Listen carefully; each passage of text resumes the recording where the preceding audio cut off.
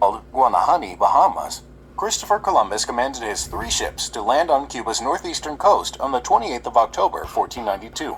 Columbus claimed the island for the new Kingdom of Spain and named it Isla Juana after Juan, Prince of Asturias. In 1511, the first Spanish settlement was founded by Diego Velázquez de Cuellar at Baracoa. The native Taino were forced to work under the encomienda system, which resembled a feudal system in medieval Europe. Within a century, the indigenous people were virtually wiped out due to multiple factors, primarily Eurasian infectious diseases, to which they had no natural resistance, aggravated by harsh conditions of the repressive colonial subjugation. On the 1st of September 1548, Dr. Gonzalo Pérez de Angulo was appointed governor of Cuba. He arrived in Santiago, Cuba, and immediately declared the liberty of all natives.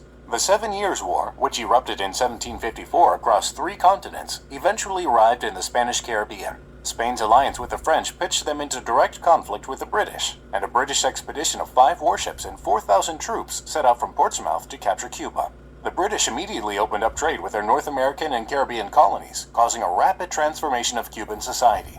They imported food, horses, and other goods into the city, as well as thousands of slaves from West Africa to work on the underdeveloped sugar plantations. Less than a year after Britain seized Havana, it signed the Peace of Paris together with France and Spain, ending the 7 Years' War. The treaty gave Britain Florida in exchange for Cuba.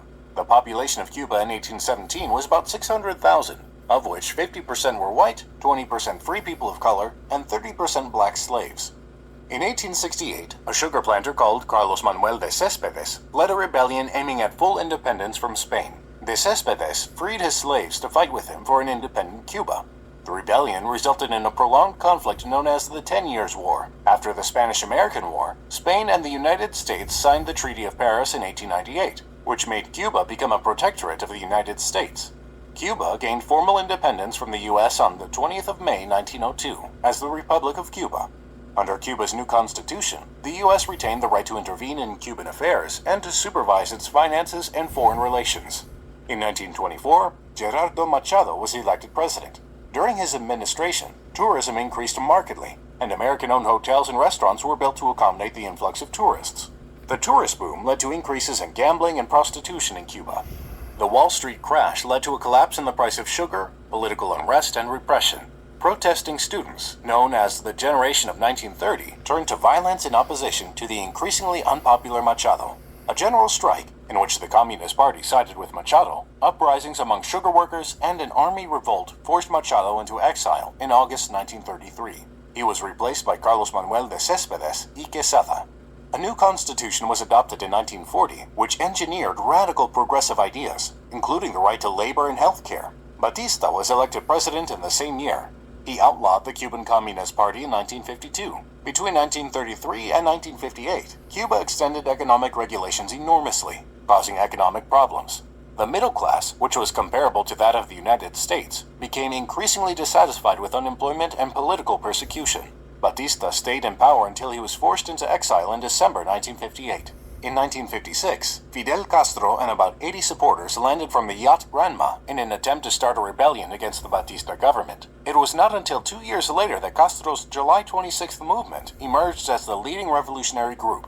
As the relationship between U.S. and Cuba worsened because of the promulgation of the Agrarian Reform Law between 1960 and 1964, the U.S. imposed a range of sanctions, eventually including a total ban on trade between the countries and a freeze on all Cuban-owned assets in the U.S. Later, Castro signed a commercial agreement with Soviet Vice Premier Anastas Mikoyan. The Cuban Missile Crisis occurred in October 1962. A few months later, Cuba was moving towards a full-fledged communist system modeled on the USSR. During the 70s, Fidel Castro dispatched tens of thousands of troops in support of Soviet-supported wars in Africa. The standard of living was extremely Spartan, and discontent was rife. The country faced a severe economic downturn following the withdrawal of Soviet subsidies worth $4 billion to $6 billion annually, resulting in effects such as food and fuel shortages. In February 2008, Fidel Castro announced his resignation as president of Cuba. On the 24th of February, his brother, Raúl Castro, was declared the new president. In his inauguration speech, Raúl promised that some of the restrictions on freedom in Cuba would be removed. Raúl Castro removed some of his brother's appointees. The country has been politically and economically isolated by the United States since the revolution, but has gradually gained access to foreign commerce and travel as efforts to normalize diplomatic relations have progressed. Domestic economic reforms are also beginning to modernize Cuba's socialist economy. Thank you for watching. Please subscribe to our channel for new videos updated daily. Awesome.